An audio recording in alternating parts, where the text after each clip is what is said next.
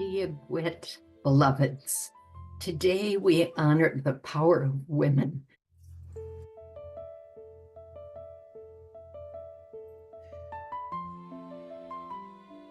Diagwit, beloveds. Today we honor the power of women from around our world. My Celtic ancestors came out of Ireland, England, and Germany around 800 BCE into Central Europe. The Celts were never a single empire, but rather a network of tribal societies that shared language roots, spiritual beliefs, and artistic expressions. There was deep reverence for women and the divine feminine in this matriarchal culture, and the themes of womanhood, sovereignty, and cyclical power are woven into myths, rituals, and spiritual traditions. My female ancestors had legal rights to property, inheritance, divorce, and civic leadership. They were warriors, community leaders, and they served as spiritual leaders, judges, healers, and oracles. There are so many revered and worshipped goddesses, and they represent the interconnectedness of all life and to honor the earth herself. I particularly cherish the Celtic triple goddesses as they represent the trinity of the full spectrum of feminine power. The triple goddesses have three aspects: the mother, the maiden, and the crone. And these aspects represent the stages of life, but also seasonal, lunar, and natural cycles. The maiden with youth, inspiration, beginning, springtime, and the waxing moon, the mother with nurturing, creation, abundance, summertime, and the full moon, and the crone with the heart of wisdom, transformation, endings, winter, and the waning moon. Each face of the goddess holds different powers, but together they form a wholeness that reflects the cycle of life, death, and rebirth. So again, today we honor and celebrate the goddess in every woman. That's you. As we call forth the divine feminine within each of us, we rise into our own feminine power. The triple goddess calls you now. Come with me as we enter the sacred circle. We gather around the fire, out in the forest and under the full moon. Come join the ceremony of the triple goddess as the maiden and mother honored the crone. Welcome, one and all, and remember, as the goddess declares, all acts of love and pleasure are my ritual. Come, and so it is. Come. Oh, grandmother, I honor your wisdom and your grace under fire, your power enshrouded in gentleness, your easy laughter, and your endless joy and simplicity. I sit at your knee, and you never reproach me. You honor my sacred youth. You teach me your traditions, you tell me your stories, and you invest in me your hope for the generations. You only demand love, an honor of all creation, and an acceptance of what is. You are magic, you are mystery, and you are love. You entrust in me a sacred covenant to carry your name, your words, and your works forward through the turning of the sacred wheel. Blessed be. Oh, Mother, I honor your choices to be independent, to live your power, and to fly by night. You vibrate to the frequency of the earth, and you are attuned to the song of the universe. You embrace the darkness in the light. You teach me to love, to live into joy, and to create. You pass to me the power of magic, the knowledge to heal, and the mystery of the never-ending spiral dance. I carry your truth, your love, and your name, and your mystery forward through the turning of the sacred wheel. Blessed be.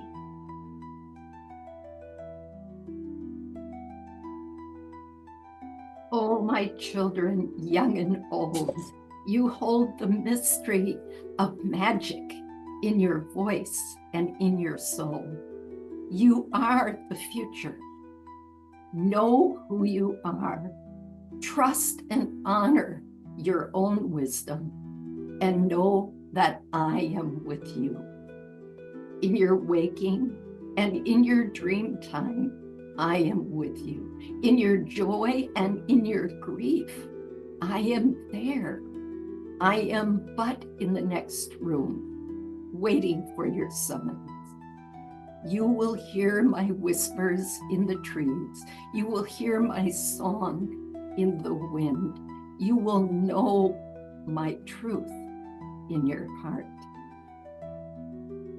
I ride on the backs of boars. I fly on the wings of eagles, and I run with the wolves.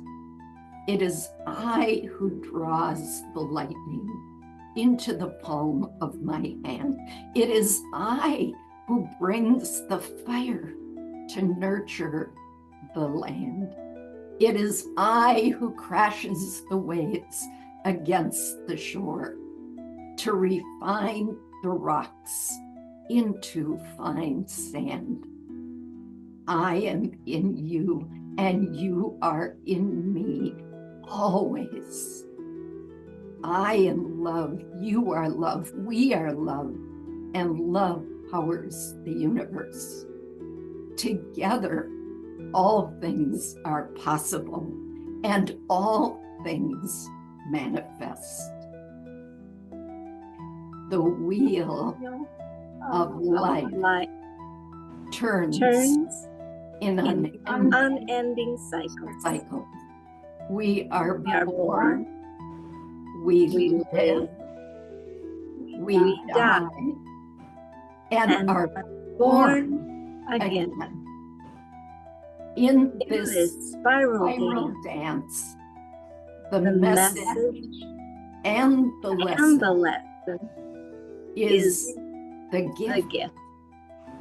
It is love. Merry meet and merry part, and merry meet again. Blessed be. Blessed be.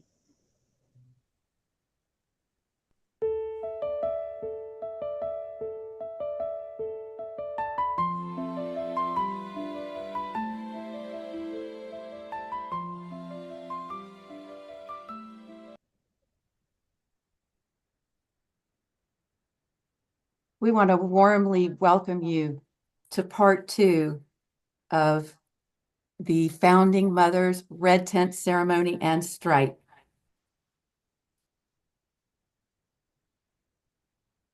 My name is Greta Hassel Grace, and I will be your Mistress of Ceremonies today. We want to begin by thanking Karuna, a member of the Founding Mothers. And I hope there's not an echo. Okay. Thanking Karuna, a member of the Founding Mothers Peace Room. Karuna ended part 1 of this celebration by playing her gong and holding the frequency of our full moon start. Today's program is a continuation of the Red Tent theme, a global call to action to our sisters around the world. Founding Mothers' simple yet sacred mission is to achieve universal rights for all women and to end war. As the founder of Red Tent Global, I was excited to learn about and join the Founding Mothers movement. The campaign we've built around the Red Tent theme is close to my heart. Our goal at Red Tent Global is to connect the sisters worldwide so that every woman, wherever she is, has access to the resources, the wisdom, the connection, and the rites of passage that we offer. We've never needed this more than ever. In ancient times, the red tent was a respite for women and a break from everyday life. While in the Moon Lodge, women could commune with each other, could rest and rejuvenate. Most importantly, the red tent provided women a safe place to worship as they saw fit, including reverence for the divine feminine. In the book, The Red Tent, which is based on the story of Dinah, the daughter of Jacob in the New Testament. Jacob, was the grandson of Abraham, the first prophet of the Jewish and Muslim faiths. These men worshiped a new god, a male deity, and they forbid women from worshiping the female goddesses, such as Isis and Ishtar. So the red tent symbolizes not only our sacred moon cycle, but also the era when male monotheism was anchored in the Middle East. This is when patriarchy took hold and most of the world lost the divine feminine. As lovingly depicted in our first ceremony, we nearly lost the ancient Celtic female trinity of maiden, mother, and crone. At today's Red Tent rally, we have so many honored guests who support the work of the Founding Mothers movement, including 3 women who performed the opening ceremony. Hezekiah Gabriel, her daughter Kelly, and her granddaughter Abigail. Tez is an ordained minister dedicated to making peace our lived reality. She also serves as the executive director of Pathways to Peace, a United Nations peace messenger organization that holds consultative status with the UN Department of Global Communications and the UN Economic and Social Council. Through Gabriel Associates, Tez works with NGOs to create relevant and sustainable organizations with the capacity to implement positive change. Next, we will hear from our speaker, Dr. Rianne Eisler. Her groundbreaking book, The Chalice and the Blade, provides historical and anthropological evidence of the tragic transition to the domination culture fictionized in the Red Tent. Dr. Eisler, president of the Center for Partnership Systems, and is editor-in-chief of the Interdisciplinary Journal of Partnership Studies, which guides partnership models around the world. She is the only woman listed in the book Macrohistory and Macrohistorians, in recognition of the lasting importance of her work as a cultural historian and evolutionary theorist. In the book, The Great Peacemakers, she is listed as one of the 20 most prominent world peace leaders, along with Mahatma Gandhi, Mother Teresa, and Martin Luther King. Due to her immense body of work, Dr. Eisler has received many honors, including Nuclear Age Peace Leadership Award and Feminist Pioneer Award. In her life's work provides an accurate perspective on humanity's past, present, and future possibilities. Today, Dr. Eisler joins us to share her thoughts on the new social and political agenda that is emerging. It is a great honor to have her with us today. It's a pleasure to be with you here today to talk with you about partnership, because that's our future. And it all starts with consciousness. We have to envision our future, a better future, not blame and shame. And this requires really focusing on root causes rather than only symptoms. And yes, as this red tent meeting and symbolism shows, we absolutely must take gender into account. It is one of the 4 cornerstones. Now, these cornerstones come out of a whole systems analysis, and that's what we need. We have to connect the dots. The first one is family and childhood. You know, we first learn our socialization for these rigid gendered roles. You know, men are this way, women are that way. And yes, we learn that one is superior to the other in our families. Neuroscience shows this. So does my latest book, Nurturing Our Humanity, which came out with Oxford University Press in 2019.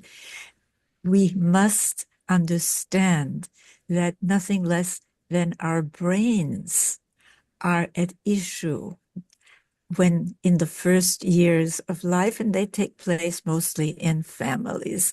So we are, by the way, I'm happy to say that the mothers are supporting this. We are having a virtual summit on connecting the dots between family violence, because it is violence in the family, and the violence of war, of terrorism, of crime, and you're all invited to it. But all of the cornerstones are related. And as I said, the second cornerstone, which is also marginalized by conventional thinking, is gender. What do children really learn when they grow up in a family where, well, the domination model for family is that it will be ruled by the male head of household.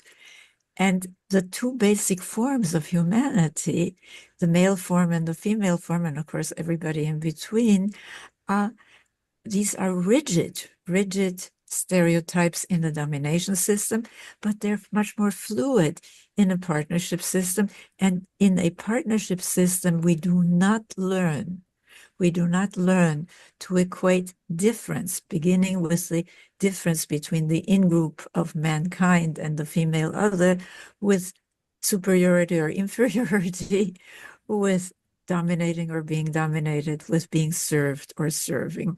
And this takes us to the third cornerstone, which is economics. They're all connected. Think about it. Both Smith and Marx came out of more rigid domination times, just as our conventional right, left, religious, secular, Eastern, Western, Northern, Southern, capitalist, socialist, social classifications came out of more rigid times. And both of these men saw the work of caring to be performed, something that had to be performed by a woman for free in a male-controlled household.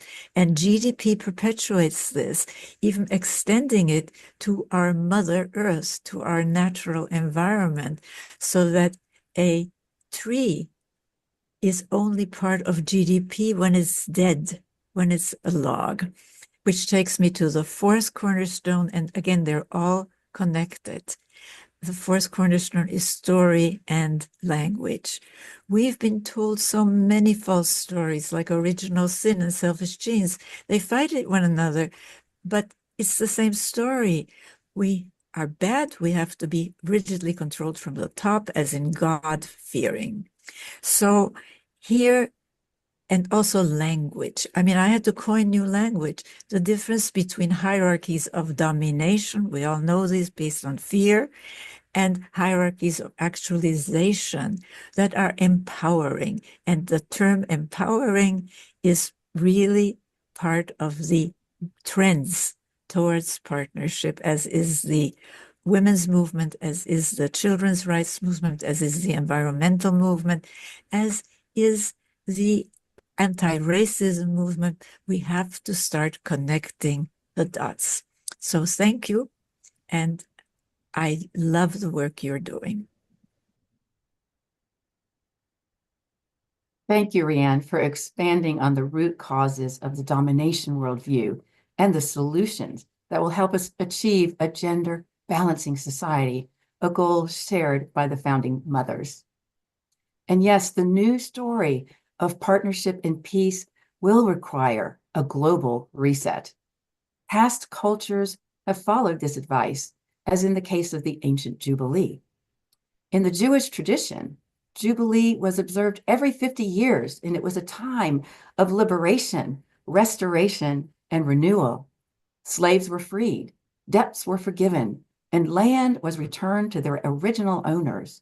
So Jubilee provided a redistribution of resources and a fresh start for the community, exactly what we need now.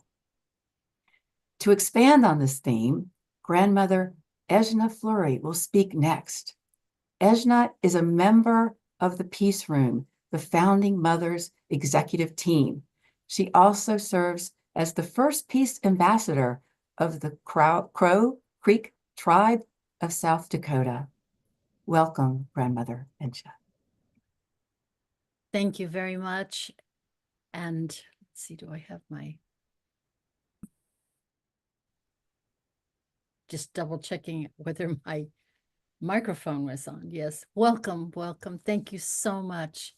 And thank you, Rianne. That was just so inspiring. We get more information about the historical roots of how things are now. But I'm here to talk about Jubilee. And I don't know if you know this, but this is a Jubilee year.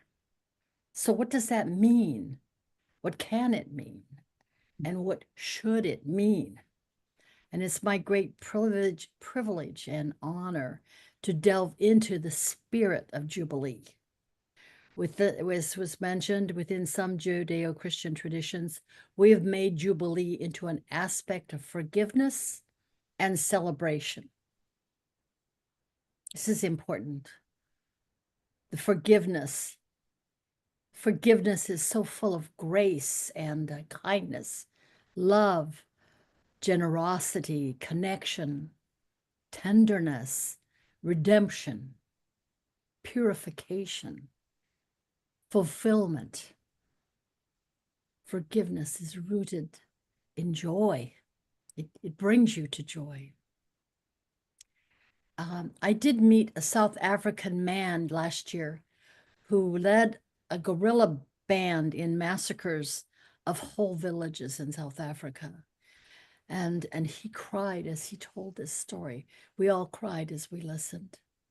And his change of heart has led him to great acts of love, including talking with us. And this man truly has passed through the valley of the deep pain and suffering on this journey. And I asked him about forgiveness. He so humbly shared that he is still learning to forgive himself. So forgiveness is a deep process in our journey to holiness. So we have this whole year to forgive.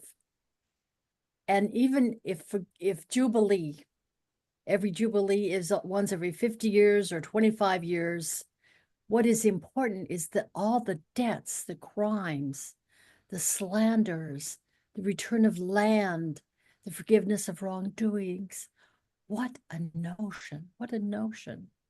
So the Founding Mothers movement chose to celebrate and focus on the spirit of Jubilee, the great holy act that it is, the great gift, the great pearl beyond price, and the treasuring, actually the treasuring of ourselves, to deeply let go and let bygones truly and deeply be bygones. What a journey we're on. So this whole year is Jubilee, and we have opened the door. So let's all move forward in forgiveness, person by person, inside of ourselves, even right here, family by family, village by village. Our hearts will grow, and love can flourish and be blossomed and burst forth even more. We can truly be happy as we allow our love to grow. We engender and plant and grow and water more love into jubilation. So Founding Mothers movement is moving forward in the spirit of Jubilee. So let's move our whole family forward in Jubilee. Love is Jubilee. Thank you. Yes, we are ready for a new world, and we are so grateful to Leah Morris for writing and performing this song for the Founding Mothers. Next, we will hear from Amara Fonte, a high school student who is helping to build the new world. At the tender age of 17, she has committed herself to serving the world by creating spaces for more joy to exist. Amara has started a sexual assault reform organization, and she also works with Tez at Pathways to Peace, and she has interned at the United Nations. Amara is excited to build a world where more people feel safe and can truly access and celebrate a sense of community, inner joy, and love.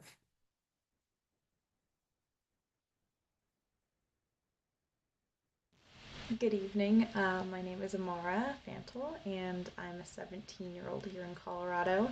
Unfortunately, I couldn't be with you today as my brother's graduating, but I wanted to talk to you a little bit about experiencing the menstrual cycle at a young age and the culture I see around it. So, as a young woman, I've always seen my girlfriends hide their tampon when they need to go to bathrooms during class, desperate not to let anyone see that they were bleeding. They would rip open the package quietly as possible and pray that nobody heard, as if 25% of the rest of the bathroom wasn't in the exact same boat. If I try to bring up my period at school, people look at me shocked or try to change the subject. And when I was on my period before, my ex-boyfriend would tell me that he would talk to me in 5 days. And all his male friends at school would blame any behaviors that were their problem on women because they were needy or because they were on their period or it was that time of the month. And mind you, I'm 17, and so was my boyfriend.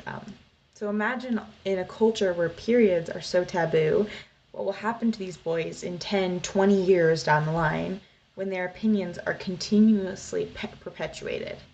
And I think this is where a lot of violence and prejudice comes from.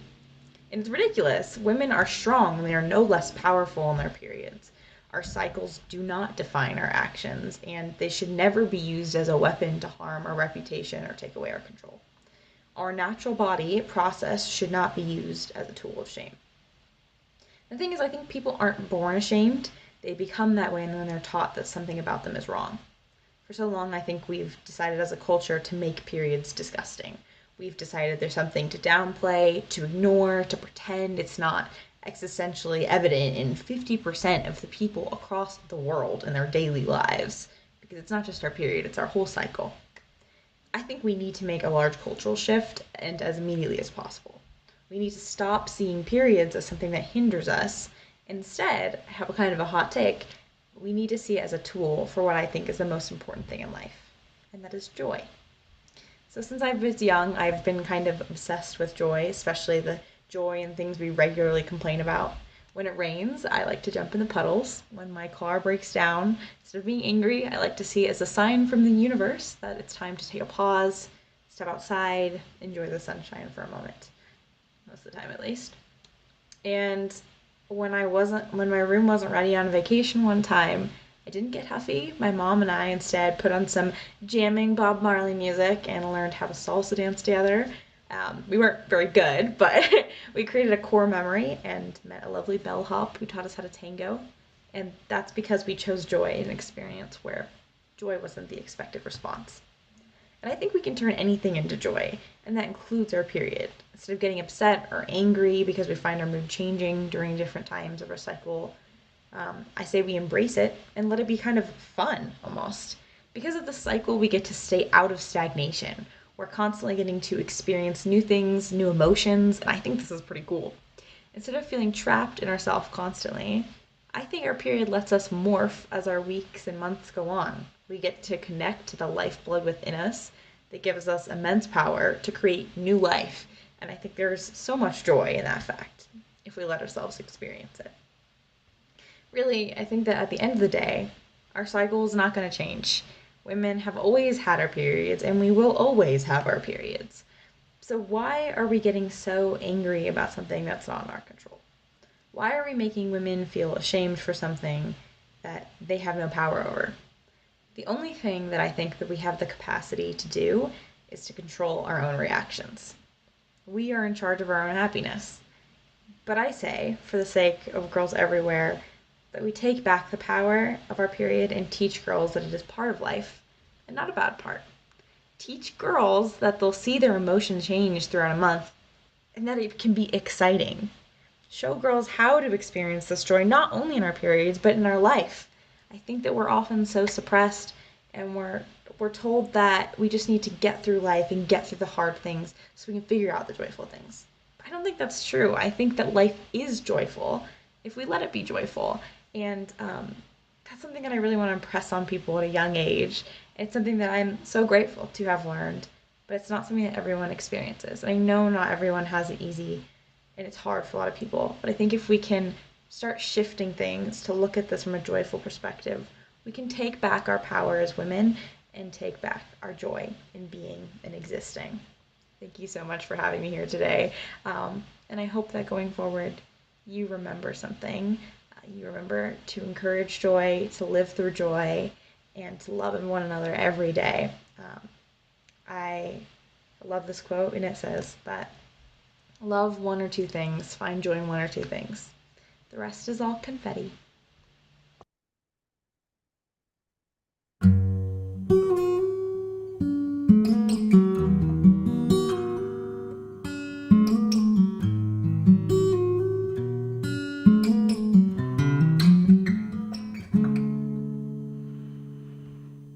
One seed is all it takes to grow a forest. One candle can fill a dark room. One voice is enough, speaking words of love. Each moment becomes what we choose. So do you want a new world? A world that works for everyone? Just open your mind, maybe you'll see. We can become a new world with Mother Earth circling the sun. She's waiting for you and for me to be the new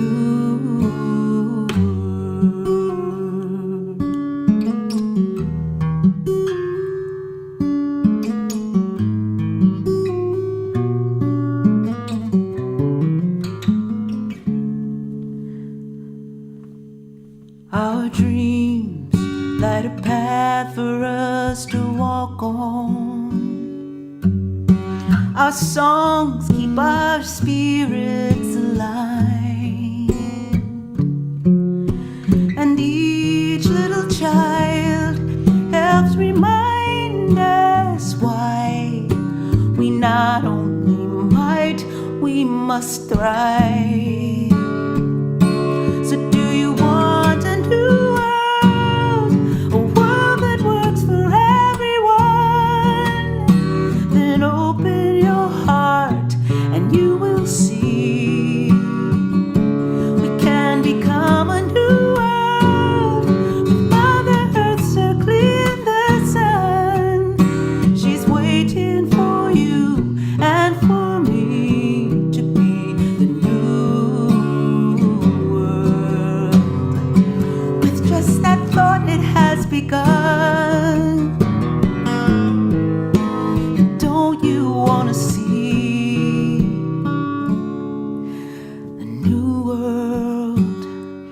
world that works for everyone.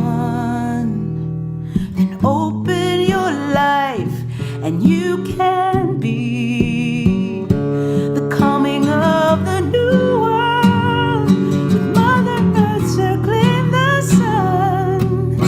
She's waiting for you and for me to be the new world.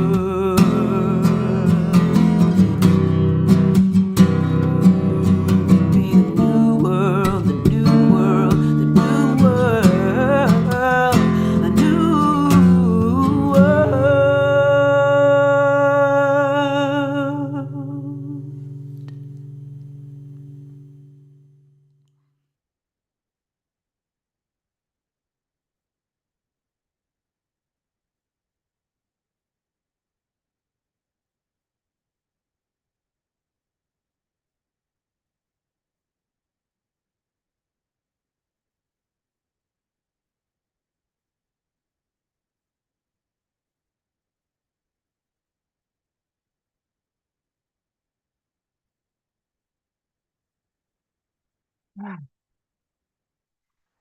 Our next speaker is Julia Middleton, best-selling author of If That's Leading, I'm In, and Leading Beyond Authority. In 2021, she founded Women Emerging, a nonprofit focused on female leadership. She also served for 30 years as the chief executive of Common Purpose, a leadership development organization. Julia sits on globally diverse boards and councils, such as Synapse in Pakistan, Fundação Dom Cabral in Brazil, Alfanar Venture Philanthropy in the Middle East, and Aurora Prize in Armenia. She is deeply committed to helping people from all backgrounds develop as leaders, and we are honored to have her today with us. Let us lead our way, like the mothers that we are. About 2 years ago, I led the first Women Emerging expedition with 24 women from across the world, and we were out to find over a year an approach to leading that resonated with women. What triggered me to be part of this was doing too many speeches on programs for women leading, where you would finish the speech and asked to see the reading list. And the reading list would always be books written by men or books written by women on how to lead in a man's world. And then I'd do a talk for young women in universities, and they'd tell me that they didn't want to lead because what they saw about leading all around them was not even remotely attractive to them. So we explored over a year. We spoke to thousands of women. And at the end, we met at that extraordinary Rockefeller Palace in Italy, Bellagio, and came to a rather obvious conclusion, which was that there is no one way to lead for women. There are individual women all over the world who lead in different ways. But what we'd do is invite them to go on their own expeditions. We'd capture what we'd learnt on our first and offer it to them. And we'd create a hub, a free online hub, so that everything that we learned on all the expeditions would be there for masses of women all over the world to search using AI. And since then, we've never looked back. It's been glorious watching expeditions launch everywhere, all over the world. So what did we discover on that first expedition? Well, the first thing was that we don't want to be leaders. Leaders are static, hierarchical positions. You get to them and then maintain yourself in them. We don't want, so many women say, I'm not a leader, but they will say, I do lead. I'm really happy to engage with the verb, to lead, the moving, the energy, the shape, the activity, the verb of leading, not the noun, the hierarchy, the status of being a leader. The other things that we handed on, I think, we sort of described them as the 4 E's. Firstly, we were absolutely clear that to lead, you have to understand your essence and how your essence influences how you lead.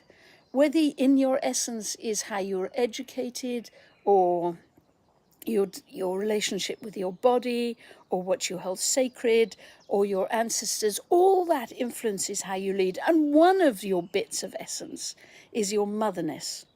Now, we called it motherness. Why? Because we thought that disassociate. We all have motherness in us, whether we have birthed children or not. So we wanted to sort of break away from motherhood, and we created the word motherness. So essence, and understanding your essence, and understanding how it influences how you lead, and what elements it sort of triggers in you. Each bit of essence produces bits that make you better at leading and make it hard for you to lead. One of the really common elements that comes from so many bits in our essence is the need for all of us to feel that we have to be good girls. And that gets in the way of our leading, doesn't it? And motherness, that produces all kinds of essences and elements. And everybody always talks about, motherness, it produces empathy. Well, it doesn't just produce empathy, does it? It produces fierceness too. When I think of the teenagers I woke up and got out of bed early in the morning, it wasn't empathy that got them out of bed. It was my fierceness. So essence and elements, and then how you express how you lead, and make sure that how you express it does not become divorced from your essence and your elements. And then I suppose the big discovery for all of us is that ultimately leading is about generating and releasing energy, the 4th E. Generating energy within yourself, generating energy within others, and generating energy in the very air around us. It was those 4 E's that we've handed on, and watched different women on different expeditions in different parts of the world use those 4 E's to discover, by exploring, their own way to lead, what works for them, because how you lead is individual. And as a result, we're watching women begin to lead more. And to lead more in a difficult world that needs us all to lead so much, and to lead in our own way.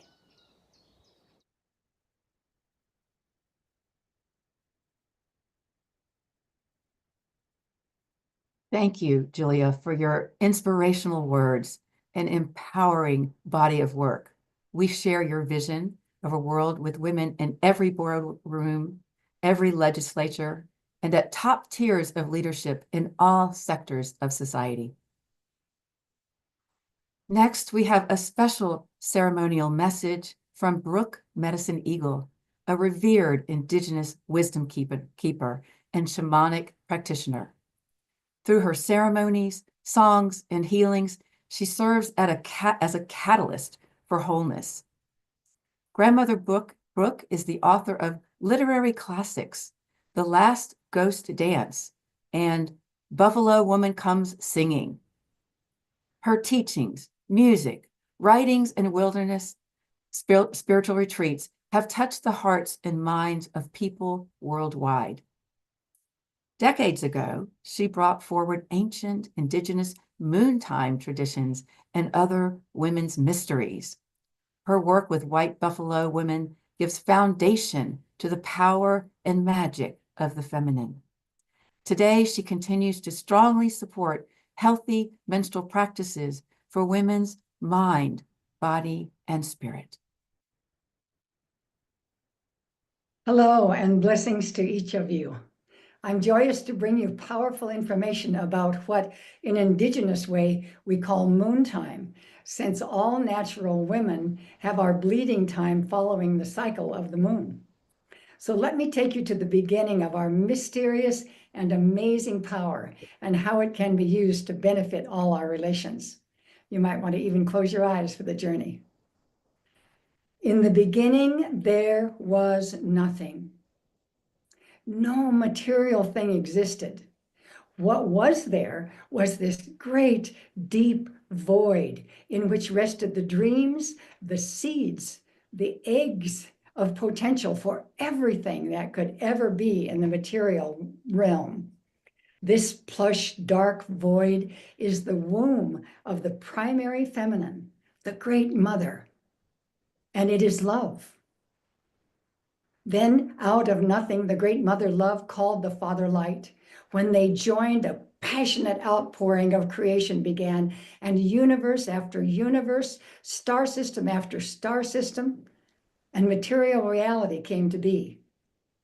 At that same time, before you had a name, the Great Mother called you into being, giving you eternal life, and sent you forth into the material world where you've journeyed and learned over time, over vast time.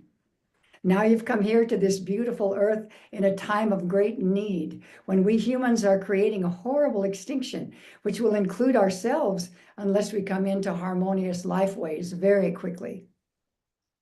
Thinking of addressing this crisis, I want to remind you of a most wonderful thing given you by the Great Mother as you chose a female body. A womb of creation like hers, a miniature womb through which life and richness is brought into the material world. It is the big magic in human form. As a woman, especially a caretaker of children, one is on duty 24/7, in addition to all the other work and home life she handles, and absolutely needs to have a way to rest and renew. Primary and Indigenous women understood that Great Mother gave us 4 days off, 4 days in our beautiful moon lodges at the dark of the moon, when natural women, meaning women who have their eyes in the moonlight to trigger it, when natural women begin to bleed. All the bleeding women and moonpaws, or menopausal women, gathered each month in that sacred lodge. The first 2 days were for rest, renewal, rejuvenation, so much needed for the health of all women, especially in the intense and fast-paced world of today. So those first 2 days were for that much needed renewal. Then the last 2 days were given to total and deep meditation, where the women went deep into their connection with the Great Mother, the source of all things, and asked what they could bring forth for their people. The veil between humans and the great mystery, the source of life, is thinnest when women sit together, bleeding at the dark of the moon. I'm going to say that again. The veil between humans and the great mystery, the source of life, is thinnest when women sit together, bleeding at the dark of the moon. Then these moon women emerged after this monthly vision quest with discoveries and ideas, intuition, creativity, whether a new way to make a basket, a special way to heal with an herb, or a prophecy about a difficult winter ahead. All of it served the people.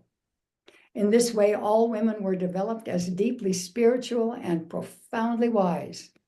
Where the men did perhaps 4 vision quests at puberty and a few more at will, a young woman would do 13 in her first year of bleeding, 26 by the second, 39 4-day quests by the third, 52 for the fourth, 65, 78, 91 4-day experiences of deep visioning before she was even 20 years old.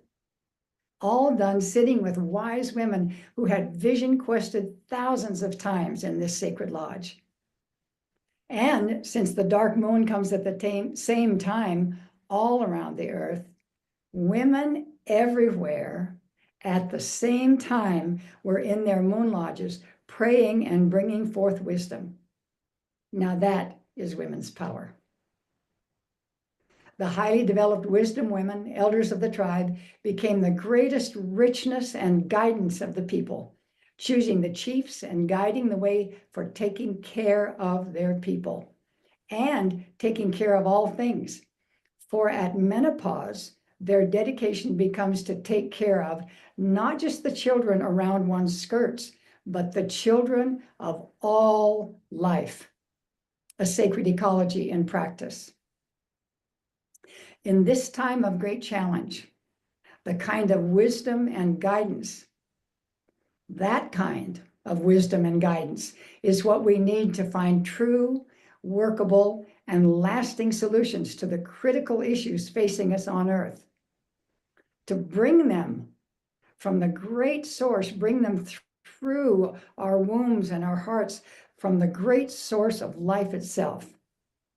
This is our greatest gift as females. And as we come into the time, the awakening time of the feminine, we must find our way back to that profound connection with the great mother source of life in service of all our relations. I'd love to share more with you over time. Thank you so much. Aho, mitaukiasen. Bye. Thank you, Grandmother Brooke, for that amazing message of unity and consciousness and feminine power. May all 4 billion of our sisters join us in this sacred intention for gender equality and for planetary peace. Now we want to highlight the courageous work of 2 amazing sisters who live at the front line of misogyny and war and showing this type of determination is Katima and Mahbuba Fayez. These were born and raised in Afghanistan during the ghastly reign of the Taliban. They escaped to Pakistan and opened Mehr, a women's school that still faces onerous religious oppression. Currently, the sisters are on the run due to the conflict between Pakistan and India, and as a result, they could not be here with us today, but they did make a video we wish to play. Both Katima and Mahbuba are delegates in the Global Women's Congress. We honor them, we cherish them, and we pray for their safety.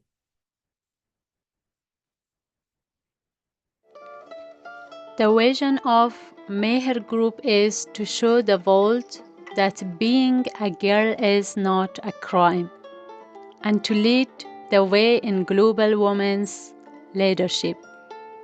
We stand for change, fully committed to this movement, and believe that education is the path to achieving our goals. With over 300 students, all mothers, we understand that educated mothers are powerful leaders within their families. When a mother guides her children, she not only shapes the future, but has the potential to impact 5 generations. Empowered mothers create empowered children who go on to positively shape society.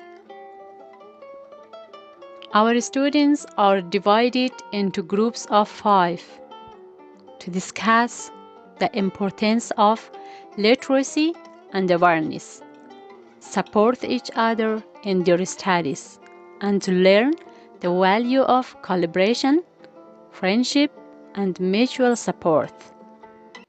Together, they encourage their children to value learning. We are not mothers. I'm not a mother, but we want to lead the world with a vision of mothers. We stand to change this circumstance for women in Afghanistan and the world. Through this, we needed to face the challenges that arise from advocating for change in a society where a girl's voice is often suppressed. Gathering helped us to overcome limiting beliefs and work together more effectively. Women should have meaningful participation in the world, means physical presence, voice, decision, and action. Therefore, we invite all the strong women and men of the world, from the authors of Strong Girls in Afghanistan, who have been deprived of education, work, and freedom for more than thousands of days, to join Founding Mothers movement. Let's lead the world according to our human will. Let's shape our future as we want.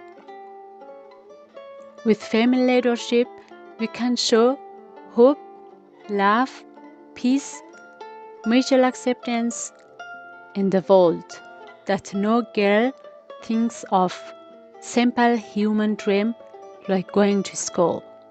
Instead, think of leading the world, empowering human, and create a peaceful life. We can make the best for ourselves.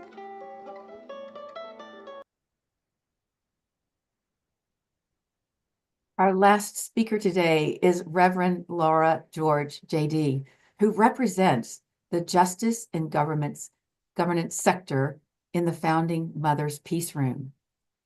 After 9/11, Laura retired as an attorney and founded the Oracle Institute, a charity and think tank that studies the nexus between religion, politics, human rights, and conscious evolution. Oracle is headquartered at the Peace Pentagon, a training and retreat center located along the ancient New River, the oldest river in the Western Hemisphere. At this sacred site, Laura oversees Oracle's publishing house, spirituality school, and global peace practice dedicated to the Founding Mothers movement. Laura also serves as lead minister at Oracle Temple, an esoteric church devoted to the divine feminine and masculine. And she's authored the award-winning Oracle trilogy, The Truth, the Love, and the Light. Hello, sisters and brothers, and thank you for being with us today for the Red Tent Full Strike closing celebration. The Founding Mothers movement launched last year with two vitally important goals: equal rights for all women, including reproductive freedom, and ending war. These two goals are existentially imperative for the continuation of the human race. Yet women continue to face oppression and persecution. Wars still rage in many parts of the world. Nevertheless, brave women like Kadama and Mahbuba, who started the Mayor Women's School in Pakistan, persist in their attempts to gain inherent rights. After fleeing Afghanistan, Kadama and Mahbuba now have been forced to evacuate their enclave in Pakistan due to the current conflict with India. When will this insanity end? We reignited the Global Women's Congress so that women around the world could come together in a secure venue and co-create a nonviolent strategy to end the madness. Notably, our Congress includes delegates from Palestine and Ukraine, where wars continue due to the perversion of patriarchy and the dementia of domination. The genocide in Gaza is a throwback to a time when tribal people killed in the name of their gods. In truth, Muslims and Jews are blood brothers. Both Judaism and Islam trace their roots to the sons of Abraham. Isaac spread the Jewish line and Ishmael the Muslim line. Yet we bear witness to blood brothers massacring each other. After a week of celebrating the blood bond that all women share, We demand that these men cease their barbaric behavior. Israel is using food as a weapon of war. Trucks full of food are at the Gaza border, ready to enter, yet the genocide continues. As wise women, we understand what is at stake. As world citizens, we comprehend the gravity of the moment. We are living in the 21st century, but we still suffer at the hands of those who use violence to address conflict and tools of oppression to silence women. The Founding Mothers movement was formed to unify all 4 billion of our sisters and the men who support us. We stand for life and the continuation of the human experiment. This week, the American tech billionaires were in Saudi Arabia to double down on artificial intelligence. And the result?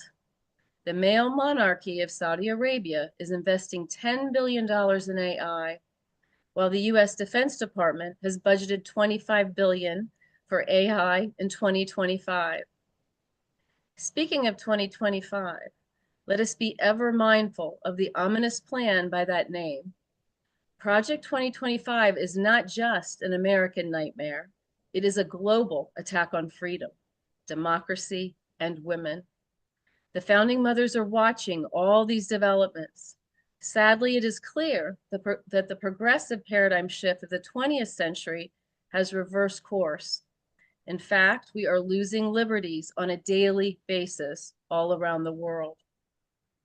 Synchronously, Harvard University Law School found a copy of the Magna Carta this week. It dates back to the 1300s. The Magna Carta established the concept that kings must answer to the law, and it is the source of all later due process rights. Project 2025 is a well-organized global strategy to reverse the meaning of the Magna Carta and reinstall a few select men as planetary patriarchs. We cannot let this happen. We will not let this happen. We are founding mothers of the new world, a world that works for everyone and ensures future generations the right to self-determination and self-actualization. In the face of lies, hatred, and darkness, the Founding Mothers stand for truth, love, and light. All our Red 10 speakers have evoked truth, love, and light in their profound talks and the soulful ceremonies they've provided us. They've also spoken of the need for feminine wisdom at this critical time and the tragic loss of the divine feminine during the last paradigm shift. Please realize that it has taken us nearly 2,000 years to regain the right to even speak of the Holy Mother without being branded witches and heretics. So I ask again, how can women be equal on the earth plane if God is a man in the ethereal plane? And I will give you the same answer I gave during our Red Tent opening broadcast. Women will never be respected as long as the mother of all is disrespected. This is the sacred symbolism behind our Red Tent campaign. We will not submit to the domination culture that Rianne Eisler has spent her life studying, dissecting, and disassembling. We will not forget the fierceness Marianne Williamson spoke about, the mother instinct that shouts no when our children are threatened. We will not permit men addicted to power and money to take over Mother Earth and reduce humanity to peasants or NPCs in a dystopian virtual reality game. Instead, the Founding Mothers will resurrect the powerful female archetypes that dark and deadly forces attempted to wipe from our memories. The priestess, the oracle, the protectrix, and the creatrix. And we will grow our numbers, our strength, our resolve. Never before in recorded history have women led a paradigm shift. Never before have we possessed the power to chart a new course for humanity. We possess that power now, if we choose to use it. This is the goal of the Founding Mothers movement, to unify and tap the invincible energy of our sisters. And we have a strategic plan to get us there, starting with the reimagined and reactivated Global Women's Congress. The Congress meets the first Saturday of every month in a secure venue. It serves as a hub to co-create and coordinate a plan for our collective future. And it serves as the heart of our movement, which now has over 130 partners around the world.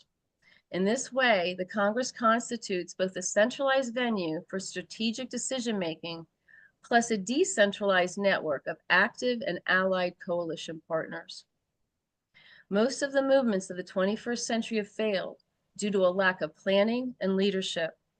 Totally decentralized movements like Occupy fail because they lack strategic planning, clear demands, and laser focus. Collaborative forums like our Women's Congress provide the central axis needed for movement building. For example, by our third session of Congress, we were deliberating a draft of our Founding Mothers Proclamation, which was crafted by 7 international female attorneys. The proclamation has 2 parts that mirror our goals. First, our demands for universal women's rights, and second, our solutions on how to achieve planetary peace. We ask all women watching this broadcast to visit foundingmothers.world, read our mission page, and learn about the Global Women's Congress. Please also visit our YouTube channel and social media pages. Then please join the movement and invite your friends and colleagues to join as well. We also hope that you'll take this weekend to host or attend a red tent in your neighborhood. And if there is a girl in your life who's approaching or recently started to menstruate, invite her into the red tent, envelop her with love, and ensure she is welcomed into womanhood with immense care and a deep sense of community. Lastly, the Red Tent campaign is the third call to action by the Founding Mothers. We also want to make you aware of our first 2 campaigns, which together convey the uniqueness of our movement and our thoughtful approach to movement building. On New Year's Day, we launched our first campaign, the weekly Worldwide Wake Up. This is an ongoing campaign where we make good noise every Wednesday at noon in every time zone. Our intent is to herald the arrival of the Founding Mothers and to awaken the world to a higher collective consciousness. On March 8th, International Women's Day, we launched Founding Mothers Rising, a campaign that includes a petition at avaz.org. Both of these direct actions are accessible at our homepage at foundingmothers.world. Thank you so much for being with us today. And we wish to express our deep gratitude to all the speakers and performers who made our Red Tent campaign a rich and deeply moving experience. If you have questions about the Founding Mothers movement, you can email the Peace Room at congress@foundingmothers.world. May we all live in a world founded on truth, love, and light. Om Jai. On behalf of the Founding Mothers movement, we thank you for being with us at the conclusion of our Red Tent ceremony and strike. It is my great pleasure to host this event. Together, let's expand the map of red tents around the world and see red tents popping up in every neighborhood. For all women and all girls, for future generations, may we achieve planetary partnership and peace. Our closing 4 direction ceremony will be performed by Indigenous guides. Christina Herrera in the East, Molly McGettigan Arthur in the South, Reverend Matumi Amani in the West, and Tulaya Porn Pirayak Chak Sukula in the North.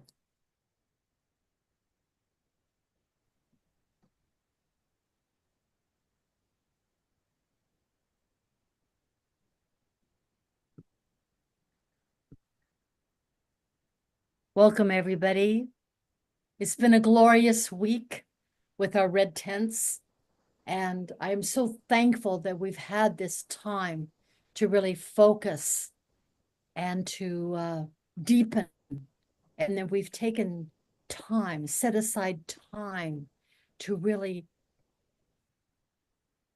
learn from one another and to come into more resonance, into more consciousness of our healing journey. So with that, we want to open this closing ceremony for this beautiful week.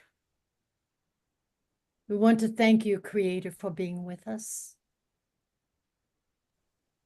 for deepening our lives, for allowing us to really focus more on our missions and our purposes, and to enrich this beautiful mother line of love that has been flowing through the centuries. Thank you, Creator.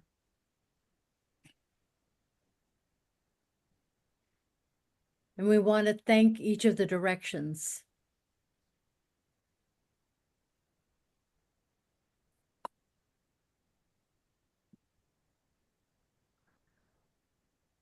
Oh, beloved direction of the East, of the color red, of the rising sun, of the origins of the seed of creation that comes into the womb. Thank you for nourishing our lives with the vitality that springs forth from creation, that flows through our blood, the red blood of our lives, the oxygen and the waters of the ocean and the waters of the sea, the waters that come and bring the tears to our eyes, the healing and the washing, because the washing of the blood and the water and the red of the East and of the sun bringing forth life. So thank you for being with us not only this week, but for walking with us as we continue our journey with our lives. The beauty of fire, who even the flame, a single candle flame, lights up a whole room. And then the fire of the flame transmuting and giving hope. And then the flame of transmutation, of change, and of glory. So thank you for walking with us and bringing forth life. Thank you, East.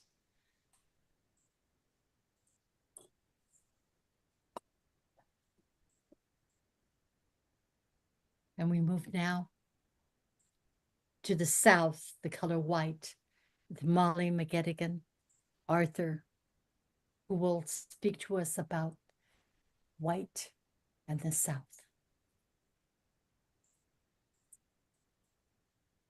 Beloved Spirit Mother,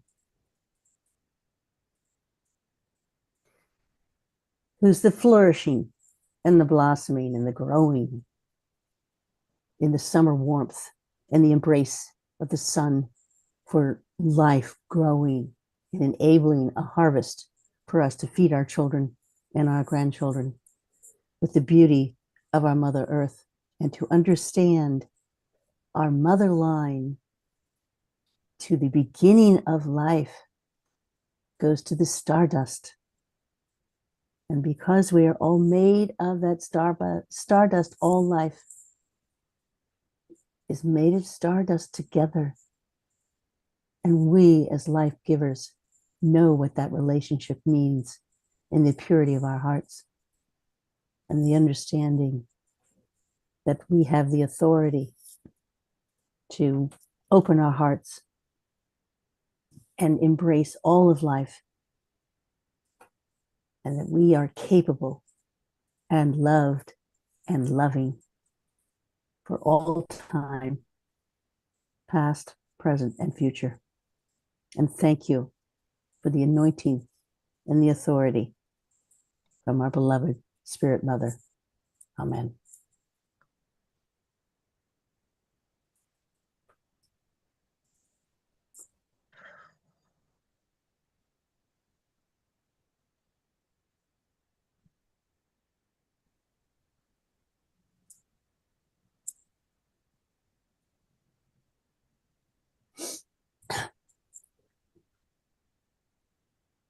Ejna, you're muted.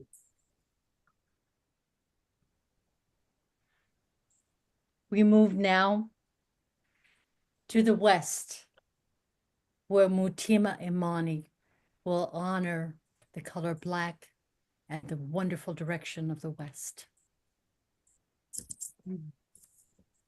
As we close out the 5 days, we are in a new reality.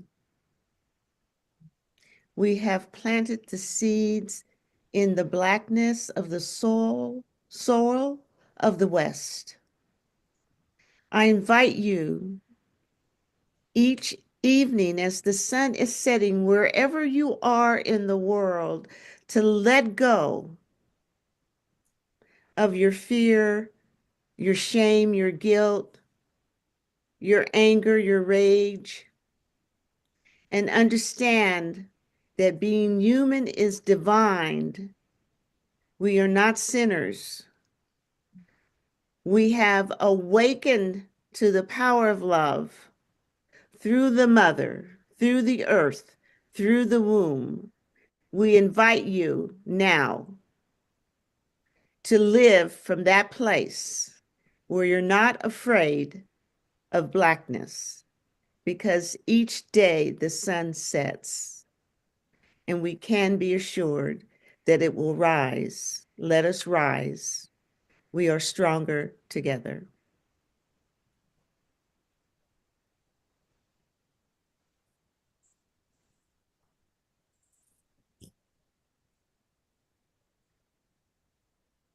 And we move now, once again, to Tulaya Ponporiokchai, who will honor the direction of the north and the color yellow.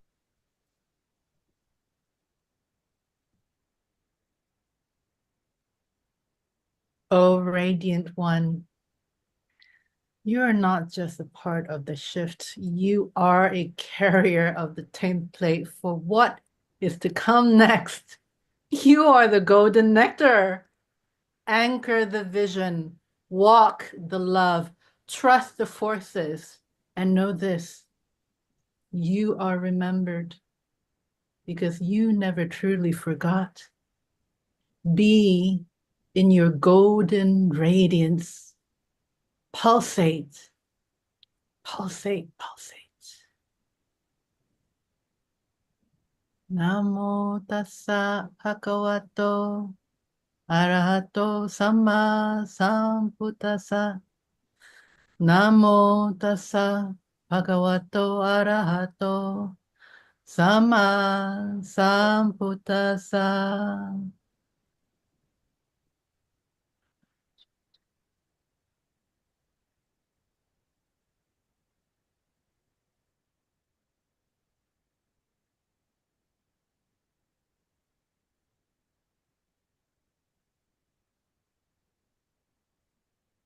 So we close this time of the red tent strike and jubilee, moving onward into our mission to bring peace on earth, knowing that the healing work that has been started here and being done within the red tents of our womb, the red of our heart, the red of our beautiful love. And we thank you, Creator, for this beautiful earth, this azure, beautiful marble floating through this cosmos and carrying us all in this great love, shielding us from too much power from the sun and encapsulating us with the air that we breathe, bringing forth the beauty of our bodies through each womb. So thank you, and continue to walk with us. Though we close this ceremony, we open to the very rest of our lives. So thank you. And so it is. So it is.